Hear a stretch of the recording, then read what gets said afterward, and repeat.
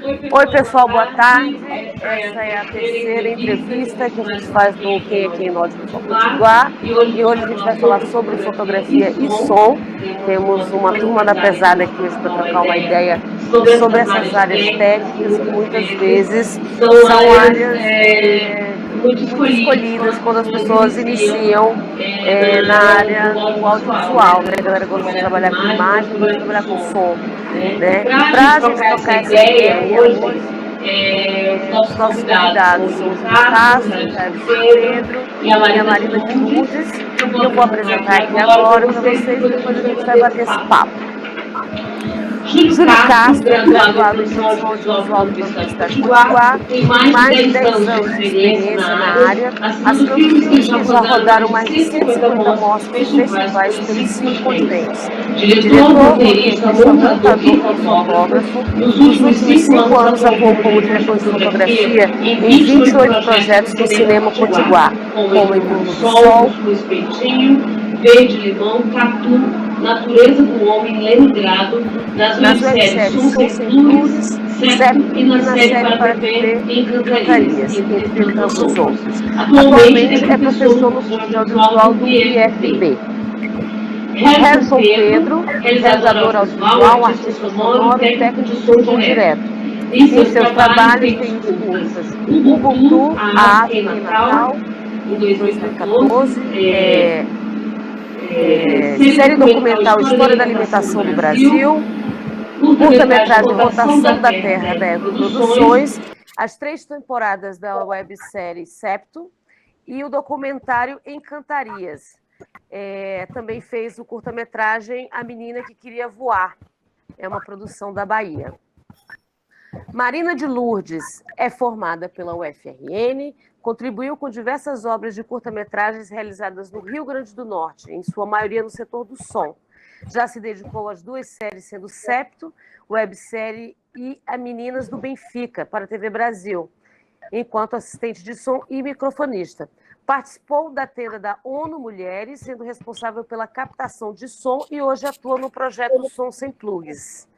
E aí, galera, tudo bem? E aí, tá tudo massa. E aí, Marina, tudo bom? Tranquilo. Boa tarde, pessoal, sejam todos muito bem-vindos.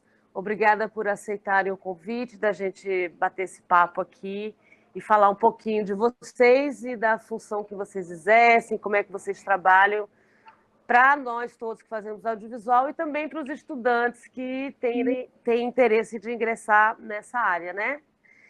Então, vou começar com as mulheres, né? Já que a gente tem uma mulher aqui na turma, vou começar por ela.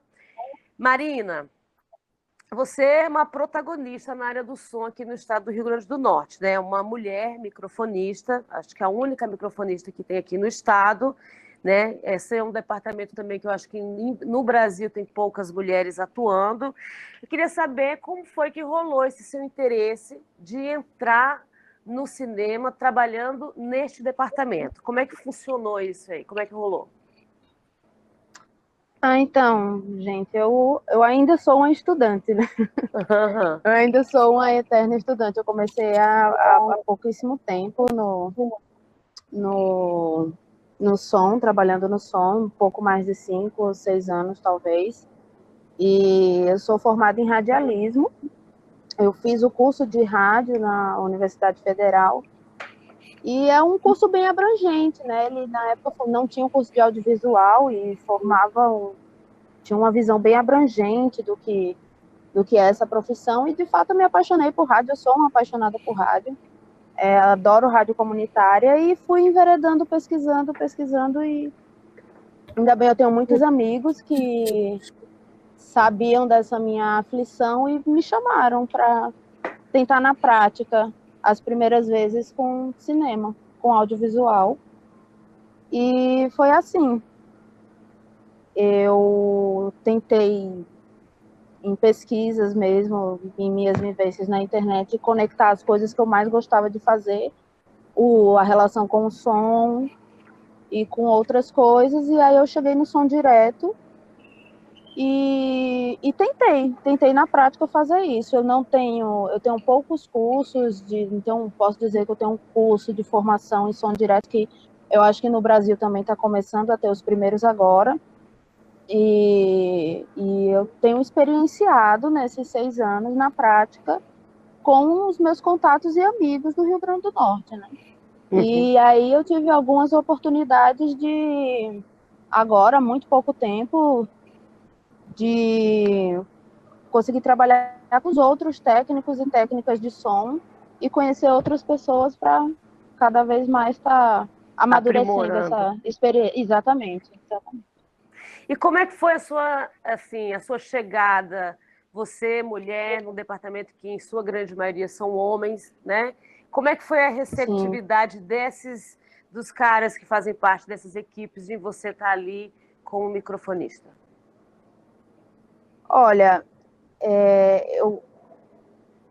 teve um momento em que eu achei que eu tivesse certa sorte por estar participando de uma onda. Então, eu tive sorte de participar de equipes constituídas unicamente, exclusivamente por mulheres, já 2 experiências que eu tive. E a gente sempre sente a divisão de gênero, né? A gente sempre vai sentir. É diferente, não tem tantas mulheres, apesar de eu já ter, no Rio Grande do Norte, trabalhado com uma microfonista que é nossa amiga Rose Nascimento, e ela é bem mais realizadora, mas ela conhece das artes de angular e o microfone. E recentemente, engraçado falar nisso, eu participei de uma pesquisa nacional sobre mulheres relacionadas no som, realizada pela diretora Tide Borges e a Marina Mapurunga, onde a gente fez uma conferência com muitas mulheres também, e todas relatavam as mesmas situações em estados diferentes do Brasil. E assim, é comum, né? A gente sempre vai ver, enfim, não queria nem usar essa palavra, mas vou usar assim, a diferença de gênero mesmo, né? Por vezes assédio, mas coisas raras, porque a gente está em um lugar privilegiado onde a gente trabalha com arte, né? Mas existe essa diferença sim, e foi super fortalecedor escutar mulheres de diversos cantos do Brasil falando que estão trabalhando no som, que se sustentam disso e que, apesar dos pesares, conseguem transpassar essas diferenças de gênero e serem ótimas realizadoras.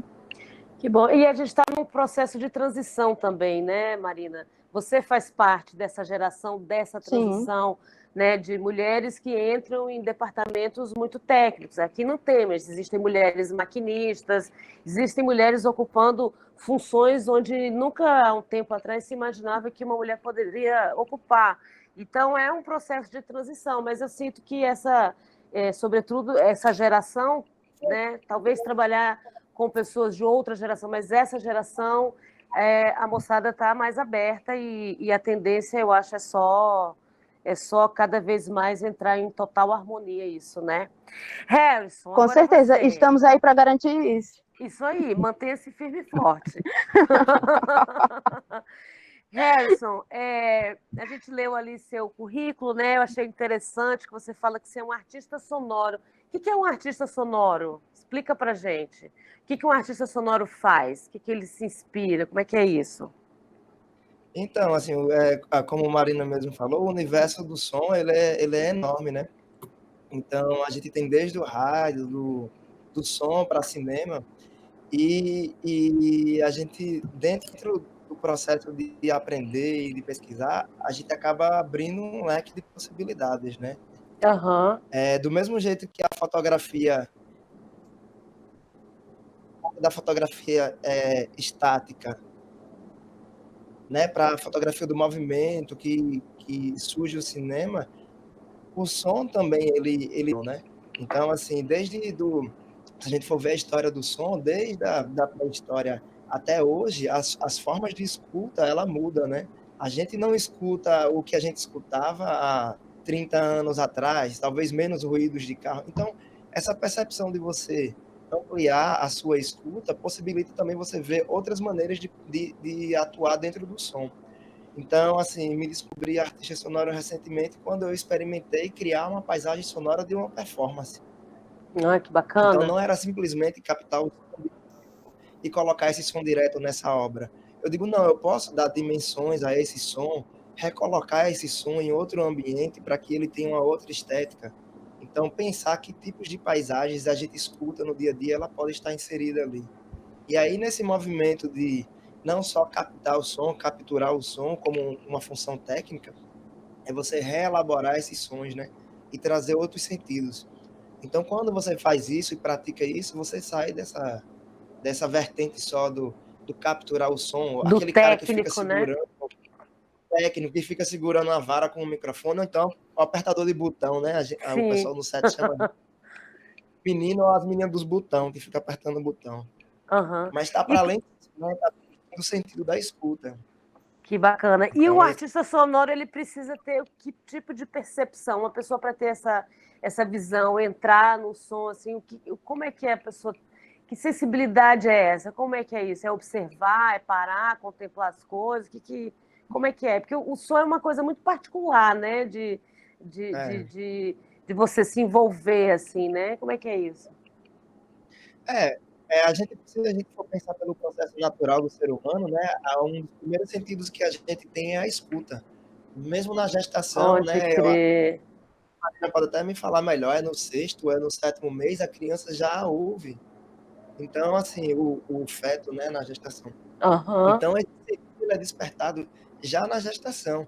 Então, assim, o despertar para tudo isso é você retomar o processo de escuta, porque tem teóricos como o Pierre Schaff que ele fala que existe uma diferença entre ouvir e escutar, né? Ouvir a gente ouve todo o tempo. Agora, sim. escutar é aquele sentido que a gente dá para poder dar sentido às coisas. Então, quando você para começar a dar sentido ao que você escuta, né? Isso amplia a sua escuta, a forma de você escutar os sons, como você escuta esses sons, como é que esses sons podem se transformar em outras coisas. Então, um dos primeiros passos é você começar a atentar na sua escuta, né? Você mudar a sua forma de escutar o som, Aham.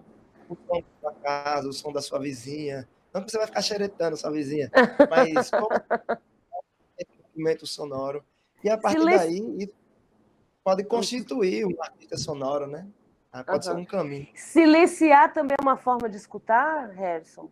E o silêncio também é sonoro, né? O O silêncio é silêncio, sonoro.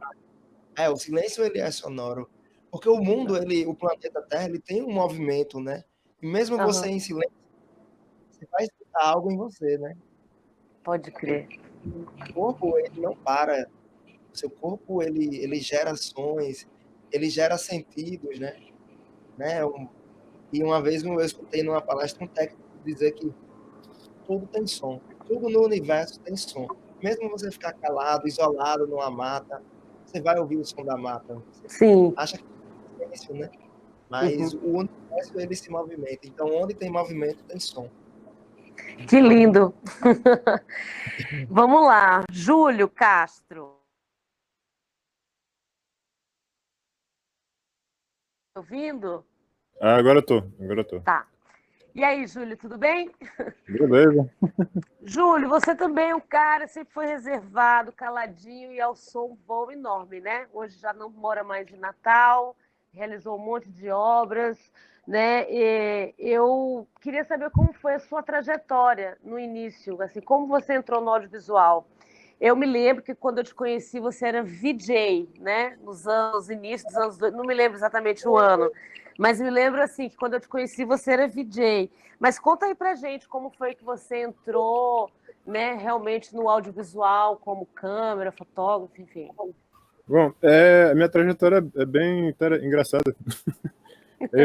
Na verdade, eu morei um tempo fora de Natal. Meu sonho era ser atleta olímpico e tal. Eu treinava num clube grande, nacional, atleta de judô. Aí, com 24 anos, o meu esporte tem aquela coisa da carreira curta. Eu me aposentei, né, no esporte e voltei para Natal. Aí, desde que eu me lembro por gente, eu sempre fui muito envolvido com computação, essas coisas, e surgiu a oportunidade de estagiar numa agência de publicidade. como arte finalista. Aí, Uhum. nesse rolê, por sorte, fazia a minha sala era eu, Gustavo Lamartine, Gabriel Souto, Eu aí, lembro dessa fase. e Galdino, que é um outro grande diretor de arte. Então, assim, aí foi quando eu comecei a mergulhar nessa parada das artes visuais e tal. Era um ambiente muito criativo com a galera lá. E a partir disso, eu tinha uma câmera xeretinha, filmava, fazia videozinhos curtos e tal. E a gente começou a experimentar. Aí eu participei de um festival, acho que foi o MADA, o Curta MADA. E meio que a gente ganhou um prêmio que deu para comprar uma câmera. Aí eu comecei a me enveredar. Eita, massa, fazer vídeo é legal. Aham. A partir disso, rolou um convite para entrar no do Solto, né, na banda, na época, fazer essa parte Sim. de criação visual. E, naturalmente, eu fui correndo, eu acho que é o caminho de muita gente no audiovisual, virar videomaker, né, de filmar e editar. Aí, então, a partir disso aí, com o tempo, a coisa foi desenrolando, conhecendo outros artistas visuais e etc. E eu comecei a me interessar pela parte da fotografia em si e do cinema, né? E aí foi quando eu fui buscando esse caminho, buscando, vendo as oportunidades de onde trabalhar. Aí eu lembro que depois que a agência fechou, eu passei um tempo trabalhando na Zoom, né, na ONG lá. Sim. Fui fiz parte daquela primeira equipe do Goiamum e tal, como A gente videomaker. ainda usa a logomarca do Goiamum até hoje, que você fez. Aí meio que aí fui participar do Goiamum. Aí, tô no Goiamum é aquela coisa, aquele ambiente que você vai conhecendo gente do audiovisual, conhecendo cinema. Era um momento que o audiovisual estava começando a pulsar, assim, com mais força no Rio Grande do Norte. Verdade. E aí, naturalmente, aí eu fui procurando os caminhos, né? Tipo, para eu trabalhar com vídeo, com cinema, o que é que eu preciso? Preciso trabalhar na produtora.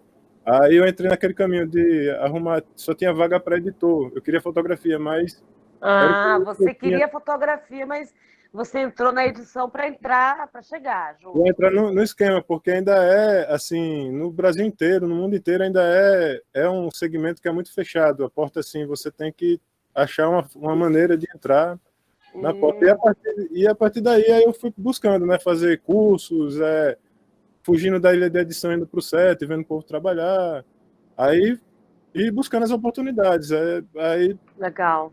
como acontece, acho que com todo mundo, aí vai rolando aquela parada de aparecer o primeiro filme para você fazer o primeiro clipe, passa. Vai, né?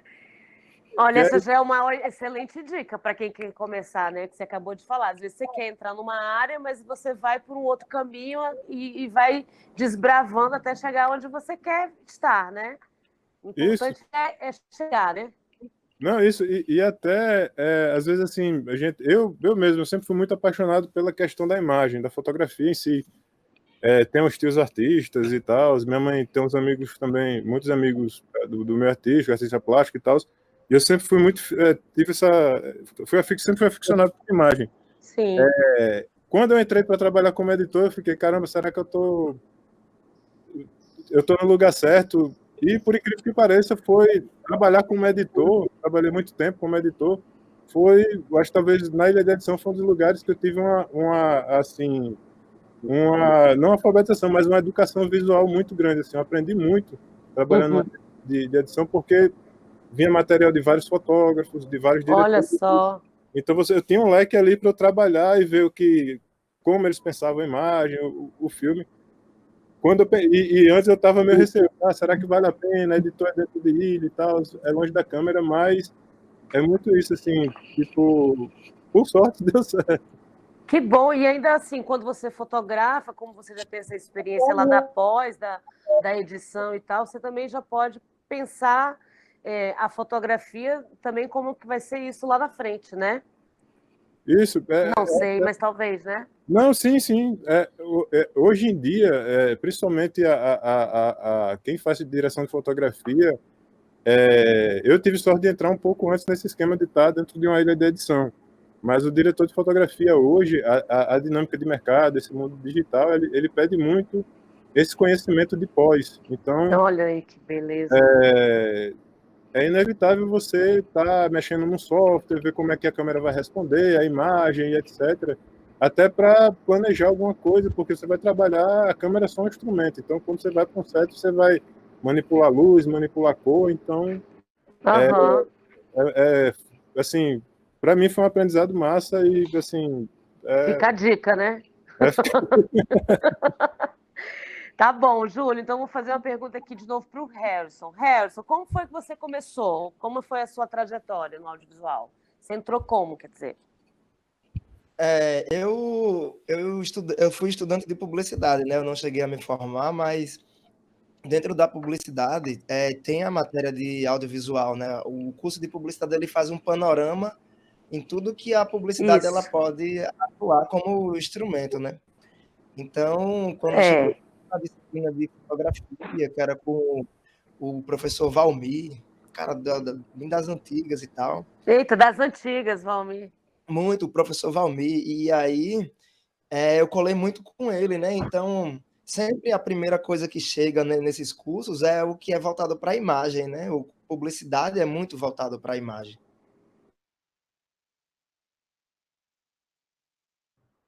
Idade que a Que gente não passava seja em movimento, né? mais tempo no laboratório do que na sala de aula, né? E aí eu cheguei a Uhum. experimentar, a ter experimento de fazer fotografia pinhole, mas não com papel, com chapa de raio-x. Eu experimentei algumas coisas assim, meio maluca na fotografia. Mas quando eu descobri o som na disciplina de audiovisual para publicidade, eu fiquei bastante curioso. Mas a mesma dificuldade que todo mundo tem, que é a de acessar e tal, eu tive que me jogar num estágio de qualquer jeito. Então, Lara Campelo, que era a produtora Uhum. que hoje mora em Portugal, foi ela que me conseguiu uma oportunidade para estagiar na produtora que ela trabalhava. E aí eu fui recebido nessa produtora e o cara disse: Olha, eu não tenho como lhe pagar, mas onde você quiser estagiar aí, você fica à vontade e tal. Olha que oportunidade boa. Inclusive, eu vou falar o nome dele porque ele foi uma pessoa muito massa, que foi o Bira. Ele foi uma pessoa que me recebeu assim, de braços abertos e ele foi muito sincero. A gente não Aham. conversou 5 minutos, mas ele foi muito sincero e disse assim: a produtora está aí, vou lhe apresentar a produtora, tem esses setores aqui, e aí você pode ficar à vontade e tal. Se tiver trabalhos na externa que acontecer, você pode ir junto com a equipe, na van e tal, mas aí possivelmente eu vejo como remunerar você lá na frente, né? E ele foi bem justo. Aham. Quando eu tive que sair realmente para desbravar o mundo, ele me chamou e perguntou: quantos trabalhos você fez? Aí eu disse: não, eu saí naquele, naquele e naquele. Ele foi e me deu uma grana. Que legal. E aí Então, você assim, escolheu qual lugar para estar ali naquele estágio? nossa, o primeiro lugar que eu fui foi para maquinária, Aham. porque a maquinária você tem acesso a todos os equipamentos, né? É Então, quando os verdade. equipamentos chegam, você vai lá olhar e tal. E aí existia um estigma com a maquinária, porque o cara que trabalha na maquinária, lá nessa produtora, é um cara que todo mundo fala dele no audiovisual. Eu, para mim, tenho ele como professor, que é Silvonei, Sim, né? Todo sim, mundo sim. fala que é Saca Silvonei, tudo, saca tudo. mas o cara saca tudo, pô. Ele tá ali dentro, ele mexe em todos os equipamentos, ele conhece o que é um tripé pequeno, um quilo de 6, se tem 4 lâmpadas, qual é a lâmpada. Então, Uhum. assim, eu fui para lá, né? A galera fez, não, ó, fica ali no maquinário e tal. E também é um canto mais reservado, né? Não é um canto da produtora que você está tendo, exemplo, pessoas importantes, não é o set e tal. Eu não tinha conhecimento de set, do silêncio que tem que ser feito, como se Aham. do set. Então, lá na maquinária, eu ficava trocando ideia Qual é, e ele Léo? ensinando espontaneamente. A Os gente criou um... maquinistas são ótimos. Não, certeza. E rola o trote, né? Da caixa de colobar, não sei o quê. Só que eu Aham. sempre fui cismado, cara, pô, nunca vi esse nome aqui, por que que eu tenho que pegar uma caixa não sei onde, né? Então, é por Mas e aí, no som? Como foi que você chegou assim nesse caminho do do som, né? som? É. Foi no próprio estágio. Eu lembro que era tipo um ano antes da campanha política, então já tinha aquela movimentação, né, de começar a gravar coisas. E eu vi que no som simplesmente tinha as pessoas colocavam um tripé, né, com a garra lá, prendendo o microfone, plugava ele na câmera e pronto, não tinha uma pessoa técnica para operar aquilo, eu ficava tem uma pessoa que... Aí Sivone me explicou, não, o som, existe uma pessoa que é técnica, tem o gravador e tal, e isso foi me chamando a atenção, porque não tinha uma atenção para o som, às vezes não tem até hoje, Sim. uma atenção para pensar o som nas produções. E como era uma coisa realmente muito técnica, bota o cara ali, bota uma lapela, pluga aqui, aperta o botão e já foi, isso me despertou a curiosidade de saber por que não tinha uma pessoa que tinha diretor de fotografia dentro da produtora, tinha transfer, tinha diretor de produção, tinha todas as funções. E eu não sabia quem era a pessoa que mexia com o som, porque era qualquer um. Pode crer. E aí foi o meu despertar, que aí eu fui pesquisar. Olha que doido, você entendeu que o som não tinha um profissional que cuidava, não existia um departamento, né? Como tem todos os outros. É uma carência até hoje ainda esse aqui, né, Harrison, na verdade, né? E é uma carência histórica, né? Se a gente for ler a história de como até o próprio aparelho gravador chega no Brasil, ele chega muito depois do todo o maquinário do cinema. Quem traz é um holandês, um gravador, que ele forma 2 pessoas para serem técnicos de som, e essas pessoas também não se preocuparam em formar outras pessoas. Outras, de multiplicar. De multiplicar. Por quê? Porque todas essas outras 2 pessoas pegavam todos os filmes, então era sinal que ele ia ganhar muita grana. Né? Aí é sacanagem, né? Monopolizar. Mas como eu entrei no som foi isso, e quando eu fiz o meu primeiro filme, eu me dediquei a pensar mais no som do filme e operar até o próprio equipamento de som do que a câmera. Eu larguei de mão da câmera, fiz, não, câmera tem várias pessoas que sabem mexer na câmera. Vou sair dessa que tá cheio de gente, vou para onde está precisando, né?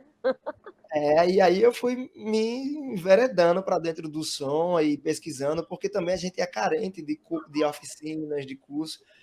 Eu acredito até que Marina, ela fez curso primeiro do que eu no som, nas oficinas que tinha. A Marina fez com o Márcio Câmara, Marina, aquela que a gente trouxe, não? Então, é isso. Curso de formação não, mas diversas oficinas, inclusive a do Goiamum com o Márcio Câmara, eu fiz sim. Os cursos livres, toda a New Generation, né, Eri? Maravilha, Harrison. Eu achei incrível esse seu relato, porque exatamente, você diversas. foi para um lugar, né? Teve essa liberdade de escolha e você despertou pelo um certo, não sei se a palavra é descaso, mas por um lugar ali que precisa alguém para pensar, mas que essa pessoa não existia porque era substituída por máquina, né? Simplesmente um tripé, uma garra e tal. Que bom que você percebeu isso e que você hoje está atuando, porque realmente existem pouquíssimos técnicos de som profissionais dedicados a isso aqui. A gente sabe que tem pouquíssimos. E mesmo assim, no mercado publicitário que bomba, né, que existe há mais tempo do que esse mercado autoral do audiovisual, mas ainda assim era isso, era tratado dessa forma. Que legal que você foi para esse lugar e está aí hoje bombando, né? Marina, agora é contigo. E para ser uma boa microfonista, qual que é o papo? O que você precisa ter? Porque você fica ali naquele microfone, no boom, na lapela, com o seu... Né? Mas quais são as interferências que atrapalham o seu trabalho no set? Conta aí um pouquinho como é que é isso. Engraçado, muita gente me pergunta sobre a relação com a força física, né, para ficar segurando a vara lá, mas eu acho que o microfonista ele tem que ser uma pessoa, porque tem vara de carbono, né, de alumínio, são materiais super leves, assim. E eu acho que o microfonista ele tem que ser uma pessoa... Às vezes fica alguns bons minutos, né? Numa cena não dura, que plano sequência é esse, né? Mas, então, acho que tem que ser uma pessoa muito mais versátil, porque até agora, as experiências que eu tive, era uma pessoa que tem que estar sempre dialogando com a galera do figurino, a galera da maquiagem, negociando com a fotografia e aquele tempo todo para você finalmente conseguir angular aquele microfone na cena e enfim, que agrade e que seja audível, né, ao técnico e a todo mundo. Mas eu acho que é isso. Eu sempre... Eu ia até te fazer essa pergunta mais lá na frente, mas já vou antecipar que você tocou nisso.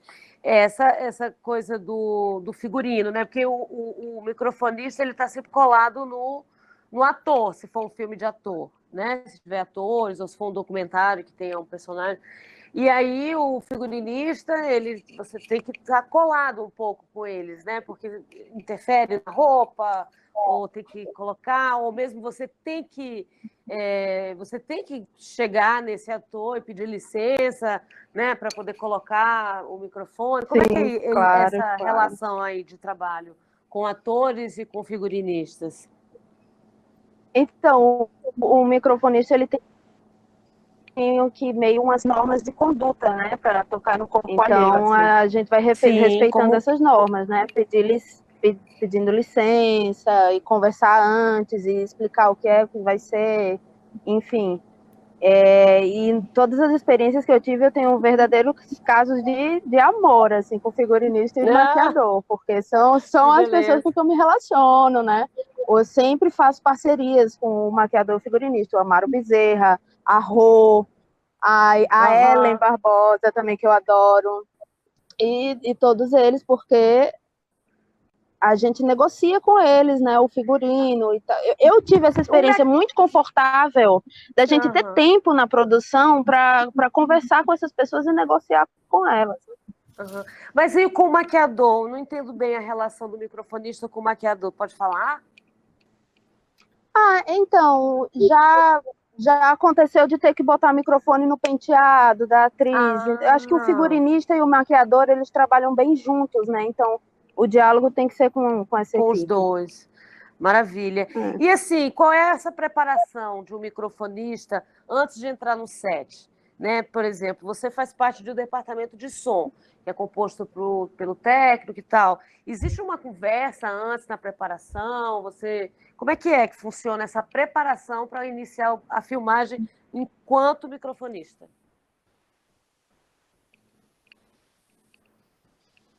Marina? Eu acredito que... Tá escutando? Agora tô.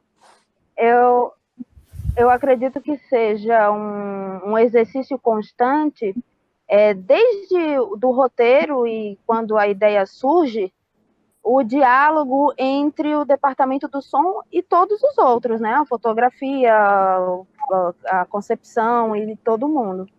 Então, a partir do momento que a gente sabe, pelo menos dos projetos que eu participei, né, enquanto microfonista, que a gente sabe da existência daquele projeto e lê o roteiro, a decupagem do som já começa e é o diálogo direto entre o técnico e o microfonista, né? O que a gente vai fazer, que soluções a gente pode fazer e assim vai. Que tipo de microfone vai usar, em qual lugar, esse tipo de coisa, né? Também. Exatamente. E principalmente, acredito, a locação e, posteriormente, a visita de locação, que define bastante coisa, né? E deixa eu te fazer uma pergunta. Quando você está ali com boom, por exemplo, está rodando uma cena e aí tem algum som que interfere, que pode vir a ser interferir no trabalho.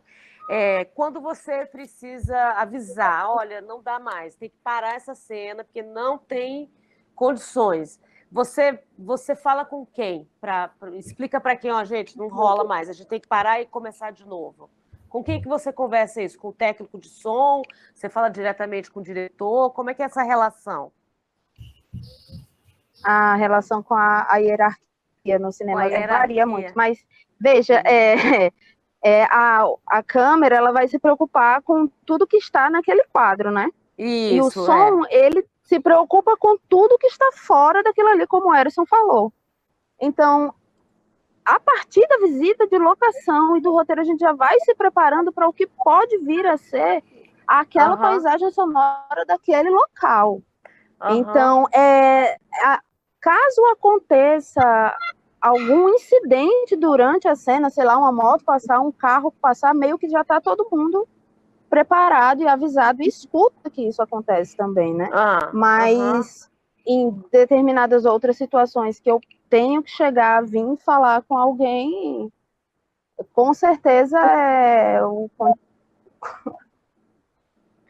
É com É o quem? técnico, eu É o repasso técnico, né? para o técnico, eu E passo a ele que bola aí para o passa, técnico. e ele que Ou resolva, não. né? Já aconteceu de eu falar com o claquete, ou, enfim, Aham. diretor de Mas fotografia, e varia. tecnicamente falando, seria com o técnico, né? É. Sim, sim. Tá Ele, na legal. verdade, ele que vai dizer se tá audível ou não, né? Eu Sim, só na tô real, ele. Aham. falando. É, você ia falar Ou uma ela, coisa, né? Redson? Eu ia falar que assim, que a escuta no set, na verdade, ela é uma responsabilidade de toda a equipe, Aham, entendeu? aham. Tem sons que toda a equipe vai escutar. Por exemplo, se a gente está dentro de um set e um celular toca, todo mundo escuta, Sim. né? Se passa uma moto ou um caminhão, todo mundo escuta. Aham, Agora, aham. as interferências que podem acontecer com o gerador, né? Porque, tecnicamente, as energias que transitam dentro de uma locação, ela pode causar interferência. Ontem mesmo eu fui trabalhar e a interferência que estava me dando lá no meio da brenha era uma antena de televisão. Aquelas Caramba.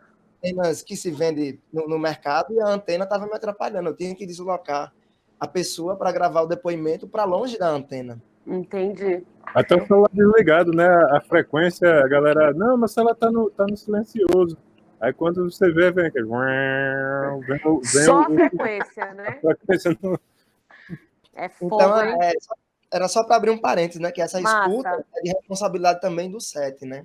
Maravilha. Agora você, Júlio, me diz uma coisa. Assim, quais são as suas referências, né, estéticas, assim, na fotografia?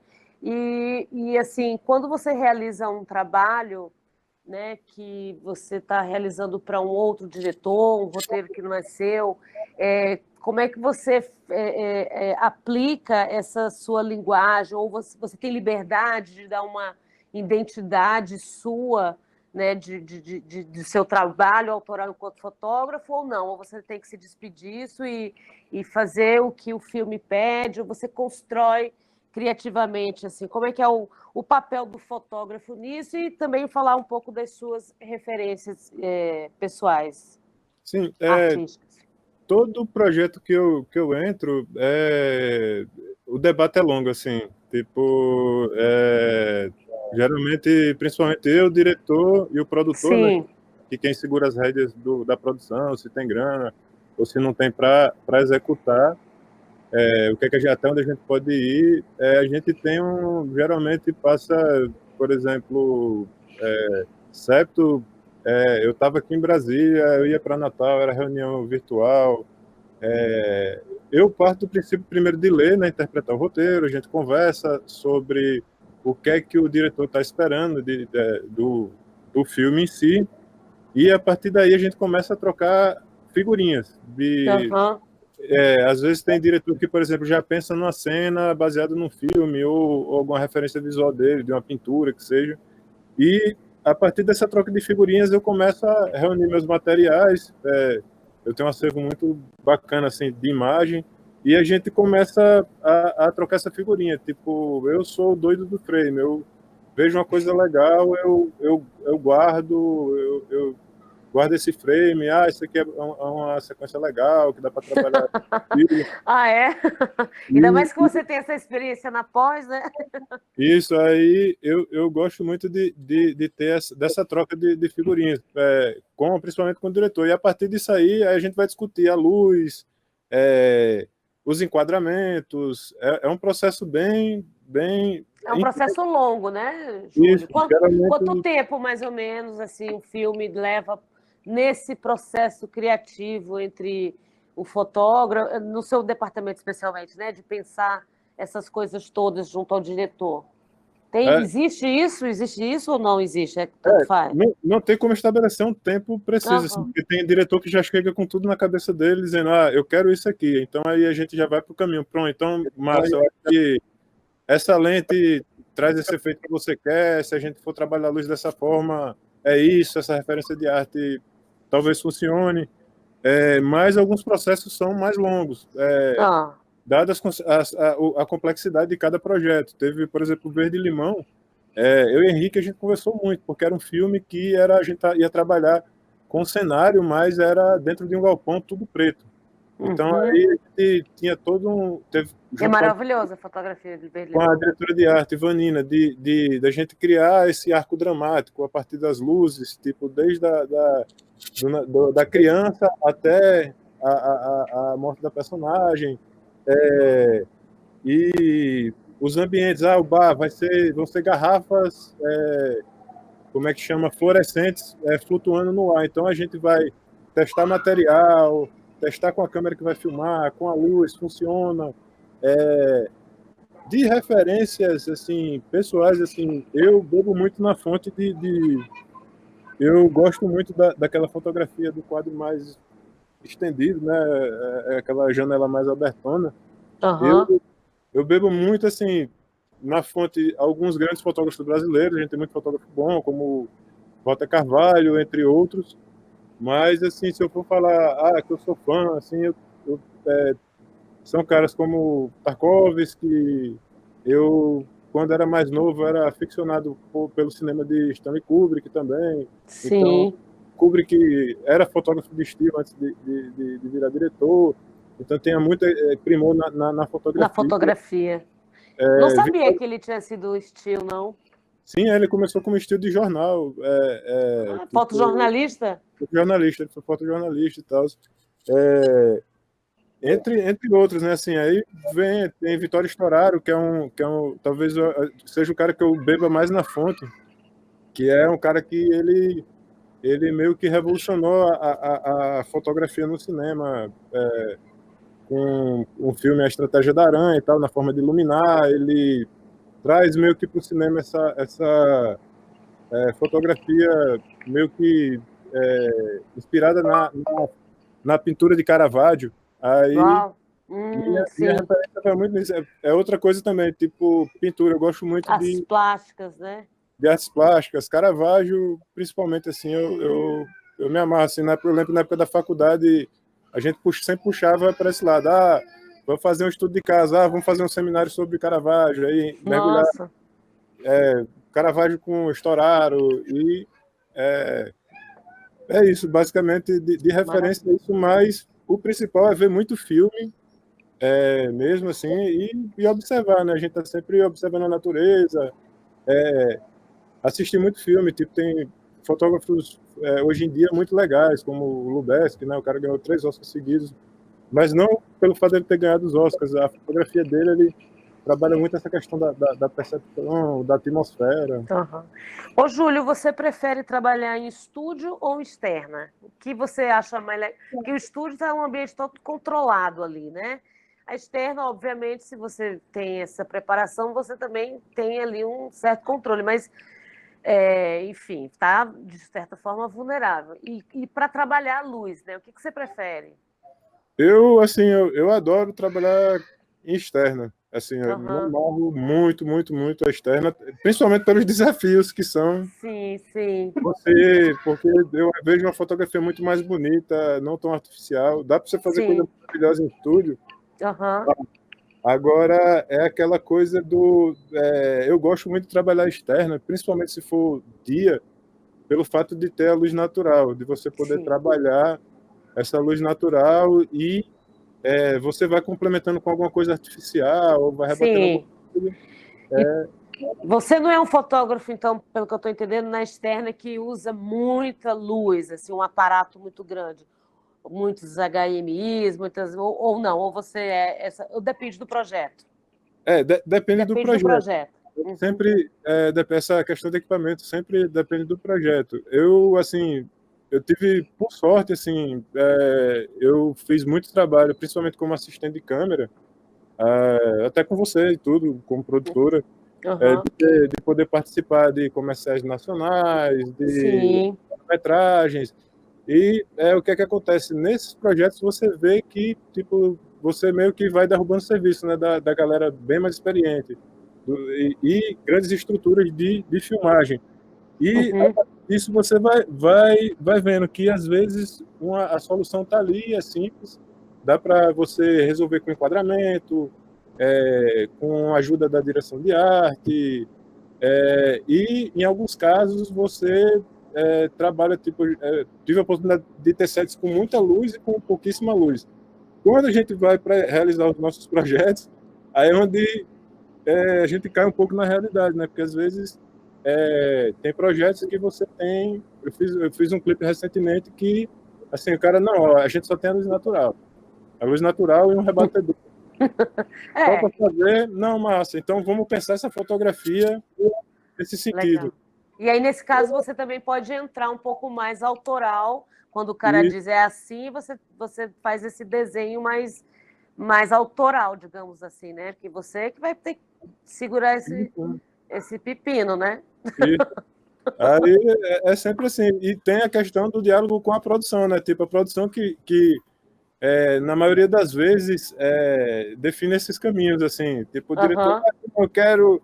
O cara vai entrar num beco, na contraluz, numa fumaça, não sei o quê, e tal. Aí, beleza, vamos para a técnica. Precisa disso. Aí a produção, infelizmente... Só tem um refletor. Só tem um refletor e a maquininha de fumaça pequenininha. Aí o diretor... não, então vamos trabalhar essa ideia. A produção sempre destrói alguns sonhos, né, Júlio? Eu puxo de volta para a realidade. Vem cá, agora falando aí, vocês três, o som e a fotografia, porque a fotografia ela dialoga muito com a arte, né, com alguns departamentos, o som com o figurino, a gente já falou, mas e o som e a fotografia, eles dialogam também? Vocês se preparam em alguma coisa? Vocês conversam? Como é que funciona? Fala aí, você está aberta aí para quem quiser falar. Não, totalmente. Eu como fotógrafo, eu já tive a oportunidade de trabalhar, fizemos vários trabalhos, na verdade, eu, Erison, tanto com o Erison como com Marina. É um diálogo que a gente sempre tem que estar muito afiado, porque, por exemplo, a gente vai partir para filmar uma cena que tem 2 personagens. Pronto, e aí, como é que a gente vai usar de estratégia? A gente vai ter, sei lá, os 2 personagens vão estar com lapela, vai precisar de um microfone extra, a produção só tem uma lapela, a gente vai filmar esse plano, vai filmar plano contra plano, para traçar essa estratégia de som, tanto para a qualidade do áudio e da imagem, para o microfone não invadir, para garantir que aquela voz vai estar clara, entre outras coisas mesmo, por exemplo, eu como fotógrafo, eu dou muito pitaco até na questão do roteiro com a galera, a gente faz uma troca bem saudável com os diretores, de tipo, não, cara, esse quadro eu acho que é silêncio total, o personagem não precisa falar nada aqui. E o som já vem com a ideia de dizer, não, pronto, já que vai ser esse silêncio, a gente tem que trabalhar tal atmosfera, então assim, audiovisual, né? O som e a imagem, eles estão... Som e imagem, né? E aí, e você, fala um pouquinho também disso, Harrison? Assim, o diálogo, né, antes de tudo, começa também, como a Marina falou, no processo do roteiro, até para os próprios diretores entenderem o que é possível fazer um som e o que não é. Então, Marina, ela um passo a passo super importante. Esse diálogo desde o roteiro, até a locação, de analisar a cena, né? A gente já fez um set junto, nós 3 aqui, que está nessa reunião, que o diretor imaginou um plano contínuo, lindo e maravilhoso para fotografia. Porém, não servia. E aí, a solução para o som, você gravar no mês de agosto no calçadão de Ponta Negra, no som. Olha só. Enorme. Então, a condição climática, o próprio figurino, nada ajudava para o som. Então, assim, o diálogo ele começa no roteiro, no diretor, até na fotografia, né? A minha experiência agora em Salvador, eu fui para Light. Olha só. Da casa era baixo e o cara queria fazer um plano zenital e enfiar grid lá, dentro do quarto da casa. Aí eu falei, beleza, você tem que enfiar grid, agora você vai ter que enfiar o grid pensando que vai ter um microfone aí, porque tem uma fala. E aí os atores, eles estavam numa posição que microfone e lapela não dava, até pela própria movimentação, era um set com criança. Eita! E aí eu tive que negociar para que a capa som fosse o som ambiente e a voz entrasse no outro plano. Uau! Porque no Zenital Acho não que dava para cortou. colocar o microfone para chegar Você pode altura repetir? Você pode repetir o que você falou? A suficiente solução, para porque captar o diálogo. cortou. Então, o plano zenital ele era mais uma coisa da fotografia do que do som. Então, isso chega a afetar a própria dinâmica do roteiro. Entendeu? Sim. Aquele plano não. Ah, tá. A solução era o seguinte: como não dava som com nitidez, né? O que aconteceu? Teve que fazer esse plano somente ilustrativo, sem diálogo, sem captação de diálogo. Então, para negociar isso, eu tenho que vir desde a direção até o fotógrafo. Então, assim, Caramba. são essas experiências que você chega ao ponto de dizer, som não funciona, a não ser que você mude a cena, né? É. Para não E, mudar a cena, você ainda tem que tomar um outro sentido sem o som. Como é que vai se comportar? Então, o plano sequência, ele continuou lindo, mas teve que cortar e vir para o outro plano, contraplano, que aí encaixava, os microfones poderiam entrar e tal. Então, tudo isso, né, pensar o som desde do roteiro até chegar no set, faz com que você tome soluções, então você não perca sim. tempo, Sim, sim. tem aqui outros equipamentos. Ah, eu vou precisar aqui de botar um butterfly de 5 metros porque tem muito vento, né? Então, assim, E outra coisa, assim, a importância da visita técnica, né? Visita técnica, pré-light, tudo isso também é o que vai mostrar todos os desafios na prática ali e as soluções que têm que ser criadas para poder rodar com tranquilidade, né? Com tudo previsto, né? Que imprevisto, ok, acontece, mas prever o pior e poder solucionar, né? Não tem como fazer um trabalho assim de determinadas. Não tem como fazer um filme sem fazer uma visita técnica, né? Não tem como, né? E o tem pior uma é que a gente coisa fez a visita técnica nesse rolê desse plano. Eu achei massa, porque foi um desafio técnico legal com todo mundo. Mas, assim, realmente foi muito bonito, mas se você parar para pensar, era um plano com Steadicam, e eu, no caso, eu geralmente opero a câmera nos filmes que eu faço, então foi um plano de Steadicam, que eram 5 minutos e 46, mais ou menos, era 5 minutos e 45 segundos. Uhum.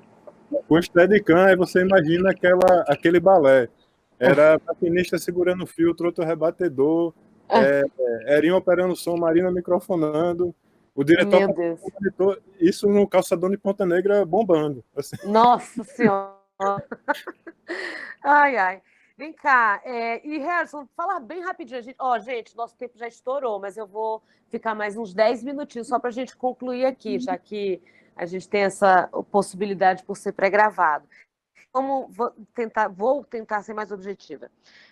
Harrison, fala aí rapidamente a composição de um departamento de som.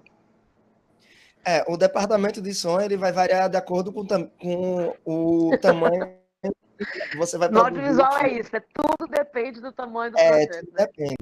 Mas vamos lá, o som... o básico, assim.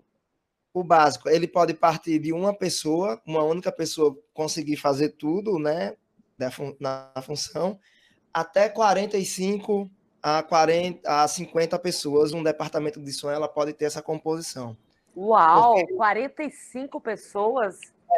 Porque se você pensar o som, a gente tem uma estrutura que ela já começou precária no Brasil.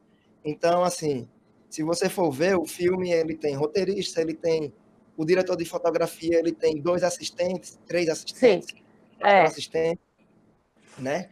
Mas tem produções que tem 3 pessoas operando o boom, outra pessoa para fazer outra coisa. Então, assim, vai variar da produção. E por que 45? Vamos lá, o som na escala de indústria, que é uma escala maior de produzir, isso vai até de uma orquestra, se tiver uma orquestra para tocar, criar a trilha sonora, já tem as 30 pessoas, né? Violino, piano, tem filmes que produz a música através de orquestras, né? Sim, então, sim. Aí começa aí, um maestro que vai produzir, que pensou junto com o diretor de música qual a atmosfera da trilha sonora. Então, é dividido, né, nos departamentos de direção de som, a parte técnica que vai para o set, que chega até, se for uma coisa grande, 5 a 6 pessoas no som, às vezes tem engenheiro de som dentro do set, então vai variando. Aí vai vir os artistas foleys, vai vir o cara que que trata só diálogo, o cara que pega todos os diálogos e trata. Então, tem o cara que trata o diálogo, tem o cara que é o desenho de som, que trabalha junto com o diretor de som, aí o mixador, aí vai o cara que vai só finalizar, vai fazer a master para ficar em 5.1, 7.1, né? Que aí vai ter que estar numa sala, aí dentro dessa sala vai ter que ter outra equipe para fazer a inspeção do som, a engenharia de som, que é como os sons vão se comportar nas caixas, para depois isso ir para o cinema, né? Sim. Porque existem padrões de sons, de caixas de sons, né? Que envolve toda uma engenharia de som. Então, a equipe ela pode ser de uma pessoa, o cara aqui, o J. Marciano, né? Fazendo o cara, que é um coisa aqui, o gravador aqui na bag, e fazendo e se virando até 40 e poucos. Aí vai dependendo da produção. Beleza, mas assim, no set de filmagem, pelo menos umas 3 microfonistas, o técnico de som, umas 3 pessoas num trabalho assim. É raro, Keila. Os trabalhos com 3 pessoas no som é raro. Geralmente são 2. Geralmente são 2. É o técnico e o microfonista, né? E o microfonista. Tá legal. E, Júlio, e na fotografia? Fala bem brevemente também, assim, um formato de um trabalho ideal, assim, sei lá, um curta você vai fazer, você tem quantas pessoas na sua equipe e quais funções? Isso, depende, como o Erinho falou, depende também do orçamento. Eu tô ligada, mas a gente precisa falar sobre isso. Assim, num cenário ideal, por exemplo, o Septa a gente teve, e alguns outros projetos de ficção que eu fiz em Natal, a gente teve essa oportunidade de trabalhar com uma equipe quase que completa, assim, de ter, por exemplo, era o diretor de fotografia, operador de câmera, então eu tinha um assistente direto que ficava no foco, tinha... Ah, que legal. Tinha uma assistente, Luana, que ela fazia todo o corre de organizar equipamento, essas coisas, e um quarto assistente, que era o logger, que era o cara que ficava responsável por tudo que a gente gravava para encaminhar para como é que chama, a edição. Mas, fora isso, a gente tem os outros departamentos que aí cai na conta da fotografia também, que é a parte de elétrica. Elétrica e maquinária, né? Elétrica e maquinária, que é os caras que vão garantir que a estrutura vai funcionar com segurança, porque a gente mexe com altas voltagens ou mexe com equipamento muito pesado, que pode causar um acidente se não for apropriado, e permite a técnica executar a gente poder trabalhar confortavelmente, né, de fazer um plano mais complexo, ou de montar uma estrutura para enfim. Mas, como a Erinho falou, aí varia de produção para produção. Por exemplo, eu fiz um longa-metragem há uns 2 anos no Rio, elétrica, eram 3 equipes de elétrica, por exemplo. Então, tinha um chefe eletricista, mas cada...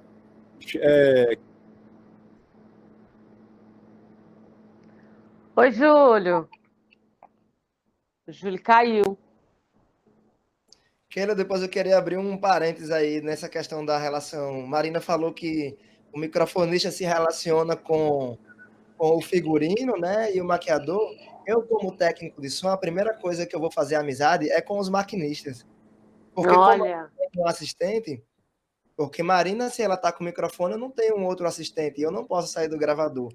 Eu faço amizade com o maquinário. Eu preciso que passe um fio aqui, vou implantar um fone ali. Então, eu me entroso com os maquinistas. Ah, que legal, que eles te dão uma força, né? Me dá uma força. Eu vou puxar aqui uma extensão, tu bota teu gravador aqui e tal, olha, você fica aqui, que dá pra gente passar. Então, também tem essa negociação do técnico com a galera do maquinário, por a gente também não ter, porque se eu tivesse um assistente de som, né, seria essa pessoa. E tem gente que confunde o microfonista com o assistente de som. Assistente de som é aquele que eu vou falar para ele, eu vou precisar implantar um microfone ali. Júlio caiu. Caiu, né? O Júlio caiu. Será que alguém pode falar com ele no WhatsApp?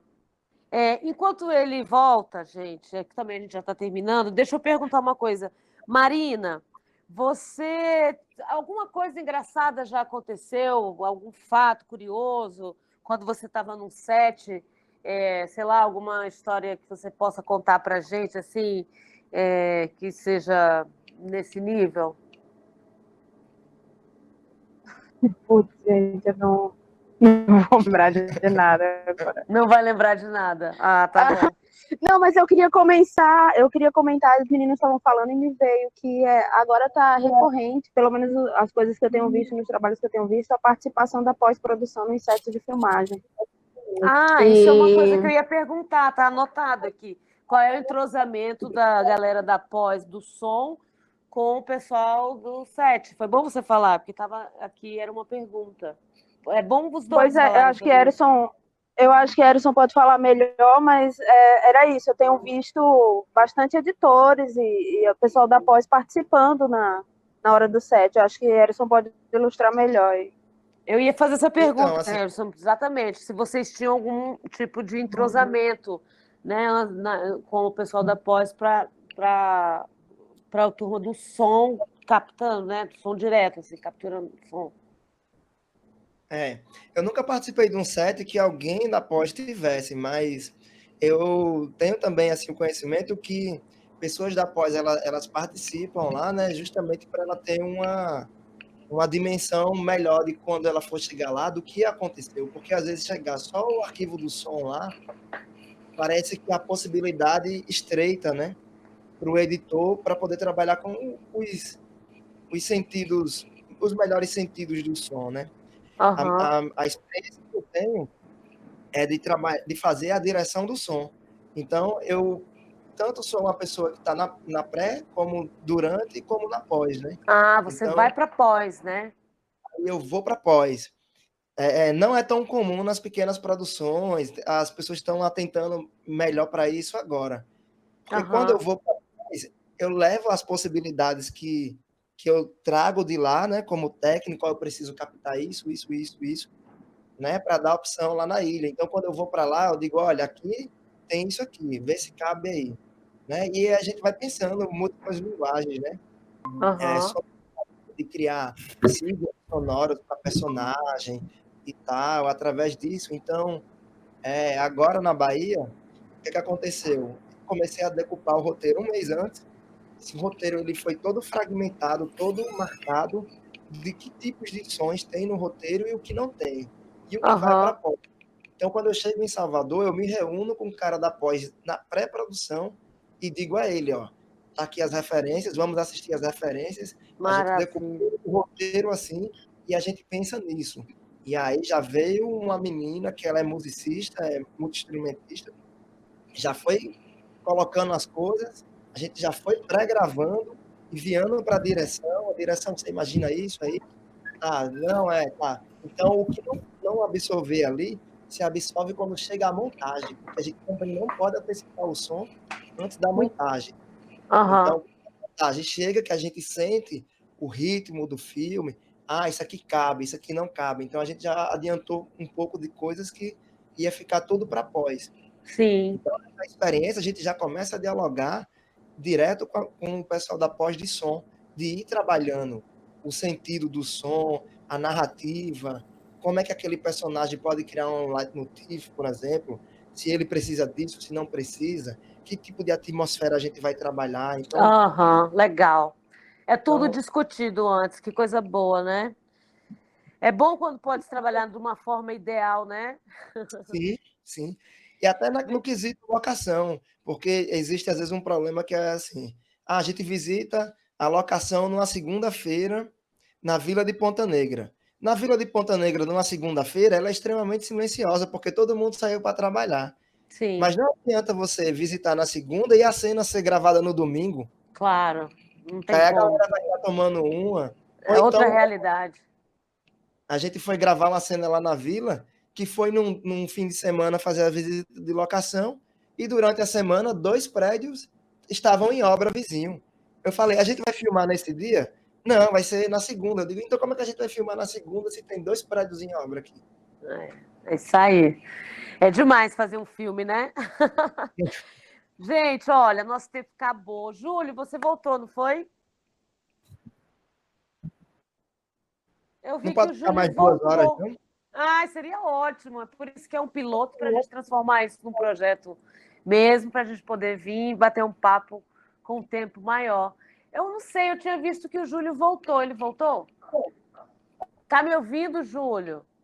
Queria me despedir de você.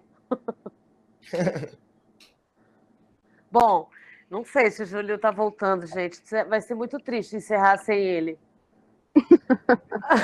Vamos esperar aí um Mas pouco. enquanto ele se organiza aí, eu queria então fechar aqui com vocês e perguntar uma pergunta com uma resposta breve. O som, ele é tão importante quanto a imagem no filme, né? Se o filme for lindo, o roteiro é maravilhoso, a arte é incrível, a fotografia é maravilhosa, mas se o som não estiver bom, acabou que o filme tá mal, não é isso? Fala rapidinho disso. Rapidinho, Harrison.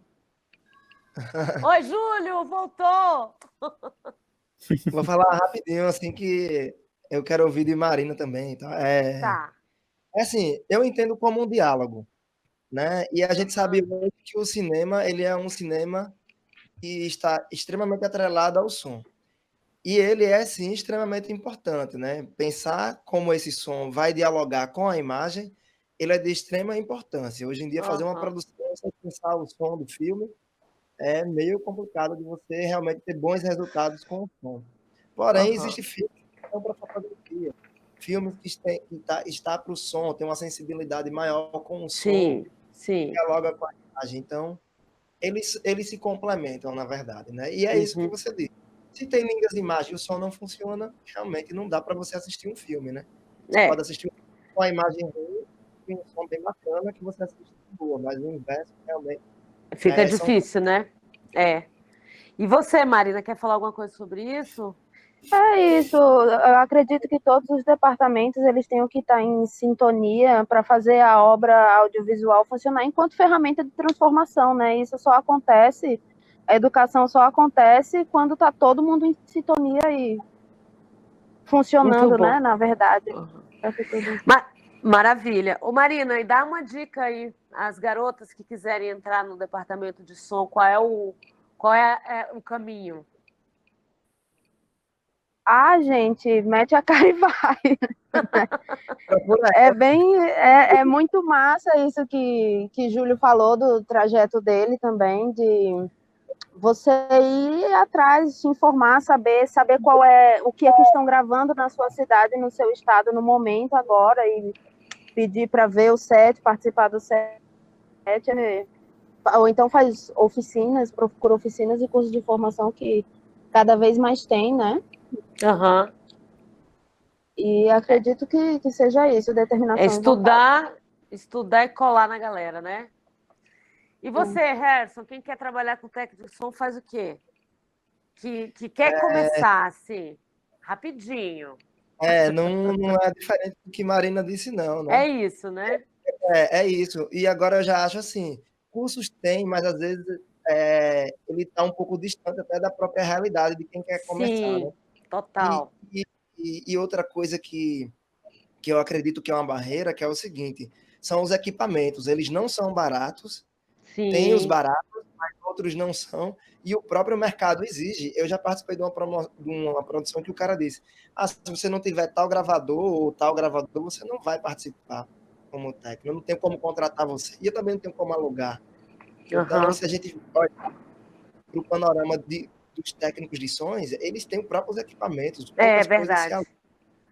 Então, o equipamento às vezes é uma barreira. Mas, gente, som, até com celular hoje em dia se grava. Então, se joga, velho. Vai experimentar. Tem softs leves, que tem vários tutoriais na internet que você aprende a mexer nas ferramentas. Não é diferente do que Marina disse, né? Se joga. Se joga. É isso. Programa, software. Massa, gente. Júlio. Também eu corroboro com eles. É meio que se jogar mesmo. Se jogar assim, também, né, Júlio? Ir para algum lugar e começar. Achar brecha onde você consegue se encaixar, entrar e tal.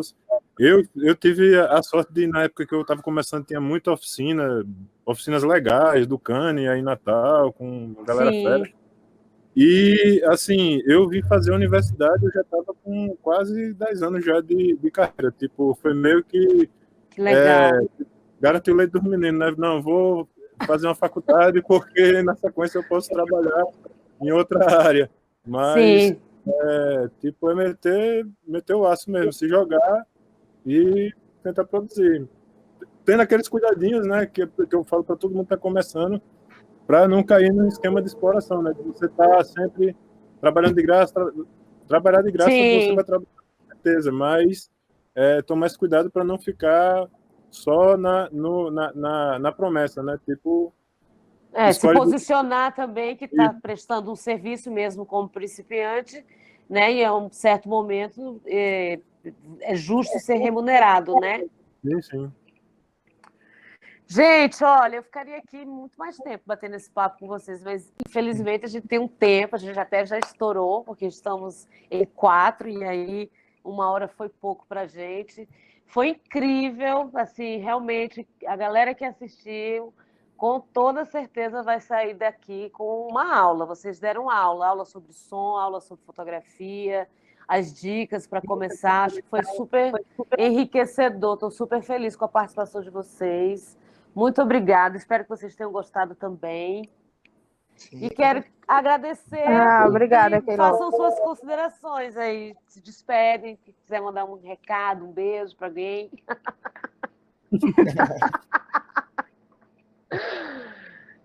É isso, então? Só tenho a agradecer também, Keila. Muito bom participar. Achei super interessante. Porque aqui no Audiovisual Potiguar, acho que legal para a gente fomentar cada vez mais. Obrigada. Que bom. E você, Harrison?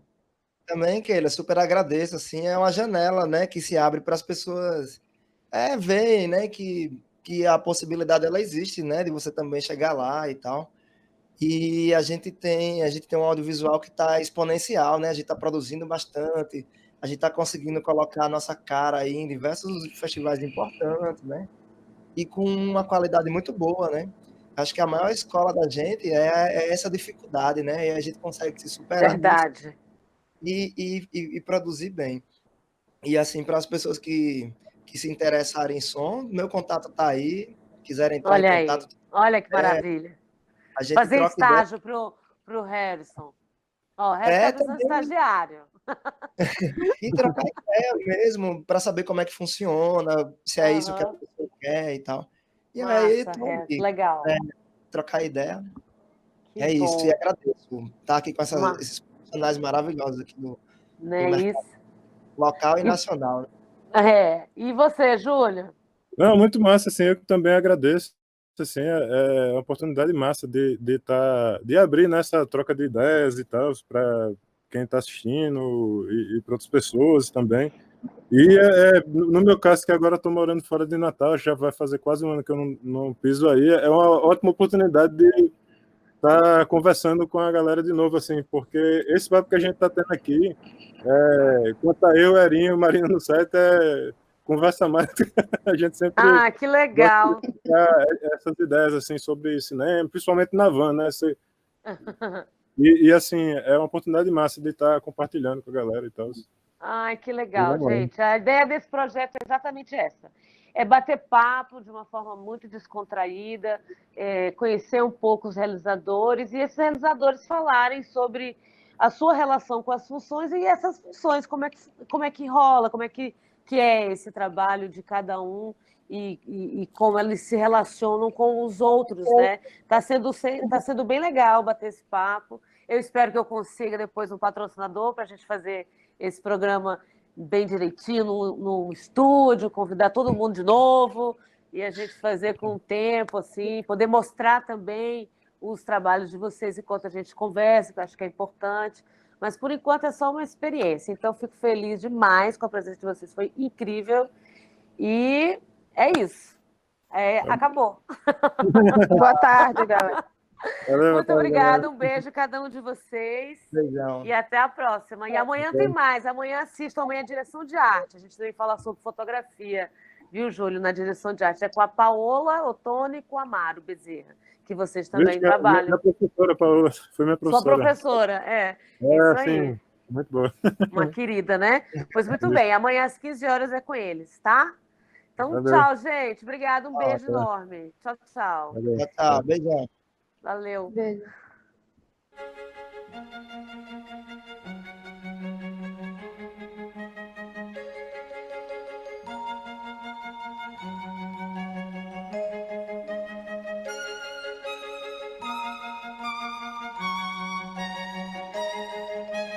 Tchau.